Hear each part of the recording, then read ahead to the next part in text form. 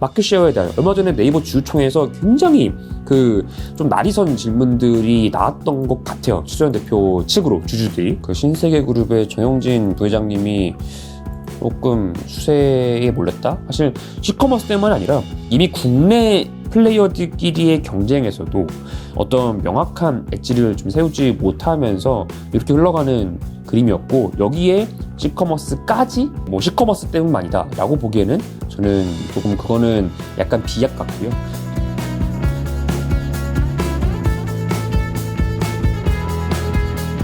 네이버 입장에서도 마찬가지예요. 네이버도 얼마 전에 최수연 네이버 대표께서도 본인 직접 말씀하셨죠. 중국산 이커머스의 공습이 네이버한테는 위기이자 기회다. 자, 위기인 거는 말씀드린다시피 이제 커머스 자체가, 네이버 쇼핑이라는 어떤 커머스 플랫폼 자체가 쿠팡한테 추월당한 이후로 앞으로 어떻게 할 것이냐, 추가적인 성장 전략이 무엇이냐에 대한 고민이 많던 와중에 시커머스까지 들어오게 되니까 마켓쉐어에 대한 얼마 전에 네이버 주주총회에서 굉장히 좀 날이 선 질문들이 나왔던 것 같아요. 최수연 대표 측으로 주주들이. 그 대표적인 게 성장 여력이, 앞으로 성장 모멘텀이 뭐냐 이런 것들이었는데, 그 위기는 분명히 인지는 하고 있어요. 근데 기회는 또 뭐냐, 네이버 어차피 광고로 또 돈을 법니다. 지금 시커머스 업체들이 들어온다라는 거에서는 굉장한 마케팅 비용을 태우면서 오는 거거든요. 근데 그 마케팅 비용을 태운다라고 했을 때 마케팅 효과가 가장 많이 나는 거는 누가 뭐래도 국내에서 네이버입니다. 카카오랑. 카카오톡에 위에 광고창 있죠. 네이버는 검색 엔진이다 보니까 그런 어떤 광고 채널이라는 측면에서는 그 네이버한테는 지금 현재 어떤 이 중국산 커머스들의 공습은 위기이자 기회로 작용할 수 있는 여지가 지금 공존하는 상태로 이해가 되고, 그렇다라면 말씀드린 대로 이제 C커머스 플랫폼들과 국내 K커머스 플랫폼들의 어떤 전략적인 5월 동주라는 그림도 가능성이 없는 거는 아닌 게 아닌가라고 생각을 저는 하게 됩니다. 그래서 그런 부분이 앞으로 또 귀추를 좀 주목을 해봐야 되는 이슈로 저는 조금 바라보고 있는 상황입니다. 네, 네이버가 인지하고 있는 시커머스 공습에 대한 위기론과 기회론, 이거를 전문용어로 네팅한다고 하죠. 상쇄를 시켰을 때 이게 플러스냐 마이너스냐를 생각했을 때, 현재 상태로는 숫자로 말씀드린다기보다 정성적으로 생각했을 때, 전략적인 측면에서 생각했을 때, 현재로서는 공감대가 형성이 되어 있는 게 플러스보다는 마이너스에 더 가까운 것 같습니다. 많은 사람들이 바라보는 것이.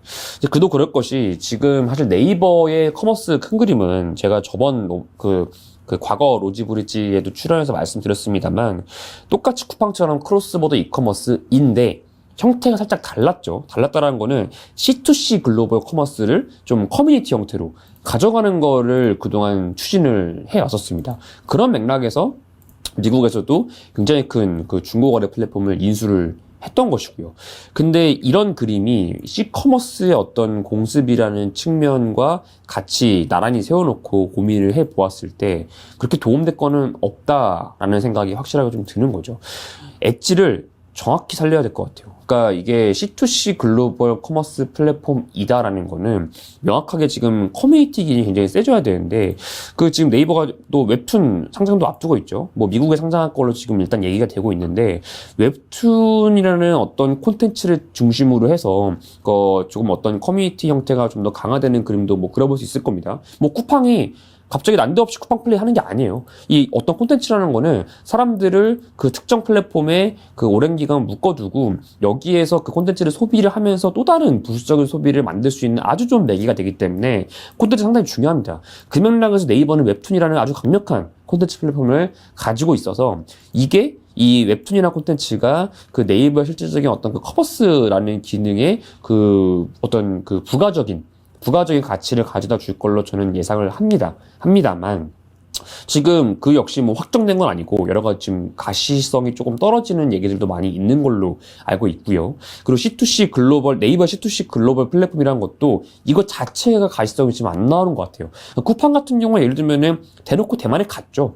우리 크로스보더 이커머스 라는 모습을 보여주고 있습니다. 근데 네이버는 일단 유럽, 북미, 일본 이런 식으로 지역별로 하나의 어떤 네이버 어떤 플랫폼이라는 거를 지역별로 가지고 있으나, 실질적인 이 점들의 연결성을 서비스화해서 지금 보여주고 있지는 못하다라는 관점에서 상대적으로 이 크로스보더 이커머스 그림은 조금 쿠팡이 이제 가져간 속도보다는 느리다라고 저는 판단을 하고 있고요. 그런 맥락에서 봤을 때 이 실질적인 어떤 점들을 있는 서비스가 나오지 않은 상태에서 이 시커머스의 공습까지 겹친 이 상황은 아무래도 이 위기냐 기회냐 해서 딱 상쇄했을 때는 마이너스 쪽으로 보는 게 현재 상태로서는 조금 더 좀 우세한 어떤 시각인 것 같습니다. 최근에 언론상으로 보도된 거를 보니까 신세계그룹의 정영진 부회장님이 조금 수세에 몰렸다라기보다는 여론이 이게 좋지는 않으신 것 같더라고요. 일단 최근에 희망퇴직을 비롯한 구조조정 이슈도 있었고요. 그러다 보니까 임직원들이 지금 상당히 여러 가지 현재 상황에 대해서 좀 불편하다라는 거를 내색을 하는 것 같습니다. 지금 언론 보도가 되고 있죠. 그래서 이런 부분이 실질적으로 이마트가 어느 상황인 거냐를 보게 되면 이마트가 일단 스타벅스 인수했고 슥닷컴 자신있게 출범했고요. 그리고 G마켓, 정확히는 이베이 코리아였죠. 인수하면서 이 커머스 쪽을 조금 잘 자리를 잡아보려는 노력을 많이 했는데 사실 근데 그게 좀 유효하지는 않았던 것 같습니다. 제가 굳이 이거를 말씀드리기보다는 이미 이 방송을 보시는 분들도 실제로 내가 어떤 이커머스 쓰고 있나 생각해보면 명확하거든요. 그런 맥락에서 지금 국내 이커머스 플랫폼들 중 명확한 비즈니스 모델을 보여줘서 심지어 쿠팡은 아예 흑자로 돈을 벌고 있는 상황까지 갔는데 그렇지 않고 아직도 좀 적자 규모가 상당하며 점유율도 그렇게 유의미한 그로스를 내지 못한 그런 국내 이커머스 플랫폼들은 지금 시커머스의 공습이 상당히 위협적으로 다가올 수밖에 없는 건 사실인 것 같습니다.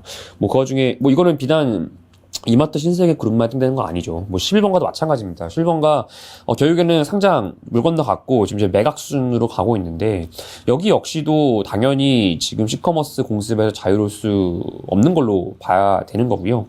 나머지 기타 TMF라고 불리는 업체들, 그다음에 그런 나머지 좀 작은 영세한 거래 금액을 지금 보여주고 있는 이커머스 플랫폼들은 Q10으로 넘어가서 하나로 합쳐지는 그림이거나 사실상 구조조정되는 모습들을 좀 보여주고 있습니다.